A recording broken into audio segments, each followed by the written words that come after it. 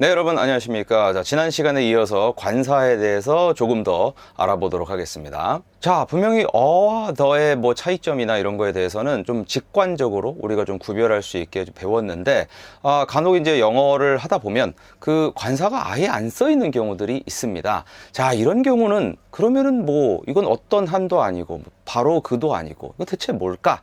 여기에 대해서 설명을 드리죠. 자, 일단은 지금 이 문장을 한번 볼게요. 한국어 문장이죠. 내 아들은 학교에 다닌다. 제가 이렇게 썼습니다. 자, 일단은 한국어로도 여러분께서 이제 이 언어 감각을 좀 기르시는 것이 중요한데, 내 아들이 학교를 다닌다라는 얘기는 이 학교가 꼭 우리 동네에 있는 학교여야 됩니까? 아니면은 옆 동네에 있는 학교여도 됩니까? 사실 생각해보면 너무 단순한 논리죠. 그러니까 이 학교가 어떤 학교인지는 중요하지 않아요. 즉, 우리 아들이 학교에 다닌다라는 그 얘기는 학교라는 교육시설에 해당하는 곳이라면은 일단 괜찮은 겁니다. 그래서 이거는 이 세상에 있는 어떤 한 학교일 필요도 없고 특정한 바로 그 학교일 필요도 없어요. 그래서 이제 이거를 조금 어렵게 좀 이렇게 유식하게 얘기하면은 이게 그냥 물리적 공간이 아니라 어떤 개념화된 기능적 공간, 이라고 우리가 생각할 수가 있는 거죠. 이제 그런 합의가 있기 때문에 머릿속으로 이제 영어 원어민들끼리 서로 합의가 되어 있기 때문에 이제 이런 경우 my son goes to school 뭐 이렇게 씁니다. school 앞에 뭐가 관사가 안 붙은 게 보이시죠? 바로 이런 게 이제 기능적 공간, 기능적 장소, 이런 개념이 투영된 거라고 보시면 되겠고요. 자, 그리고 이제 나는 교회를 다니지 않는다라는 말을 해볼게요. 자, 그러면은 어떻게 할까요? 내가 교회라는 곳을 안 간다는 얘기는 교회는 이제 예배라는 거를 드리는 또는 뭐 성당이라면 이제 미사를 드리죠. 뭐 그런 어떤 제도적 기능이 있는 기능적 장소일 뿐이지 그 교회가 특정 뭐 어떤 동네에 있는 어떤 건물이어야 된다든가 아니면 뭐 성당으로 치면은 그게 뭐 어떤 특정 교구여야 된다든가 이런 것이 중요한 것이 아닙니다. 한국어로도 나는 교회에 안 다닌다라는 거는 결국 신자가 아니라는 그런 얘기일 뿐이죠. 자, 그래서 이렇게 교회라는 것이 뭐 어떤 한 교회거나 바로 그 교회인 것이 중요하지 않은 경우도 마찬가지로 관사가 붙지 않습니다. 그래서 나는 교회를 다니지 않는다라고 하면은 I don't go to church 이렇게 얘기하는 것이 가장 일반적입니다. 좀 아시겠죠, 그렇죠? My son goes to school. 그 다음에 I don't go to church. 이런 경우에 이제 기능적인 상징적 그런 공간, 이렇게 생각을 하시면 되겠습니다. 자, 그리고 그는 감옥에 있다라는 말을 볼게요. 자, 그는 감옥에 있다라는 이 말도 이 감옥에 있다라는 이 한국어 표현 자체가 어떻습니까? 그 감옥이 그렇죠. 뭐 이 동네에 있는 감옥이든 뭐 저 동네에 있는 감옥이든 심지어 뭐 이 감옥이 뭐 어떤 나라에 있는 감옥일 필요도 없고 그 다음에 이 감옥이라는 그 건물 내에서 몇 번 방 뭐 이런 것도 중요하지가 않습니다.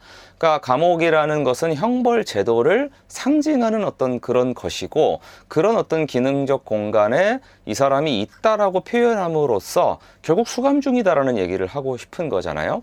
그래서 이때도 이 jail이라는 단어 앞에 어나 더 같은 것이 붙지 않습니다.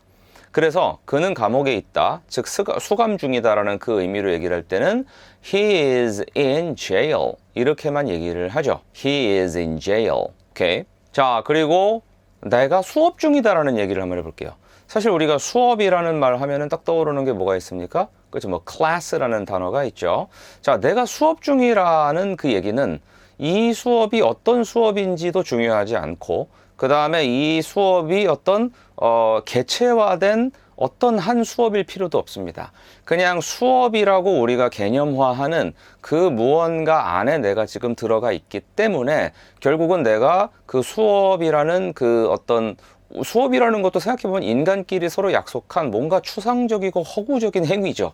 그렇잖아요. 수업이라는 게 딱 뭔가 만질 수 있는 물질이 아니고 인간들끼리의 서로의 규약에 따라서 선생님이라는 존재가 있고 학생들이라는 존재가 있고 강의라는 또 추상적인 존재가 있고 그냥 그런 게 벌어지는 거 아닙니까? 그런 추상적인 개념이에요. 자, 그럴 때 I am in class 그냥 이렇게만 표현을 합니다. 그래서 만약에 뭐 전화가 와서 내가 못 받았어요.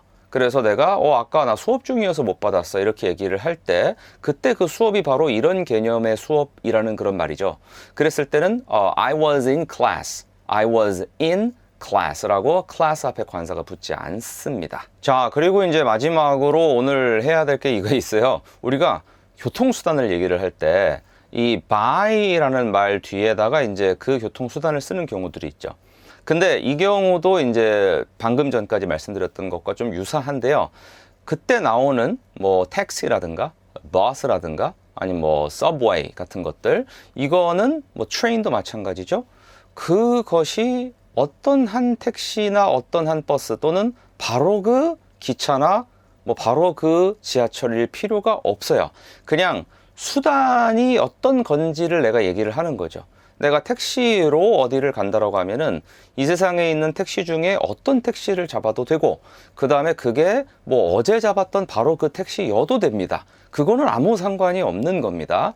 그렇게 개념화돼서 수단화된 어떤 그런 교통수단으로서 이거를 나타낼 때도 마찬가지로 그 단어 앞에는 관사가 붙지 않습니다. 그래서 내가 뭐 일을 하러 가는데 내가 택시를 타고 가요. 그러면 I go to work by taxi 라고만 얘기를 하고, 버스를 타고 가면은 by bus, 그 다음에 지하철을 타고 갑니다. by subway, 이렇게 얘기를 하죠.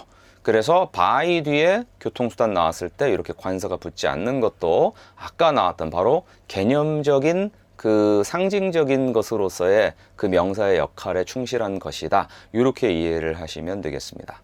네, 좋습니다. 여러분, 이렇게 해서 또 업데이트를 했네요. 자, 관사 알면 알수록 뭐 나름대로 직관이 조금씩 생기지 않습니까?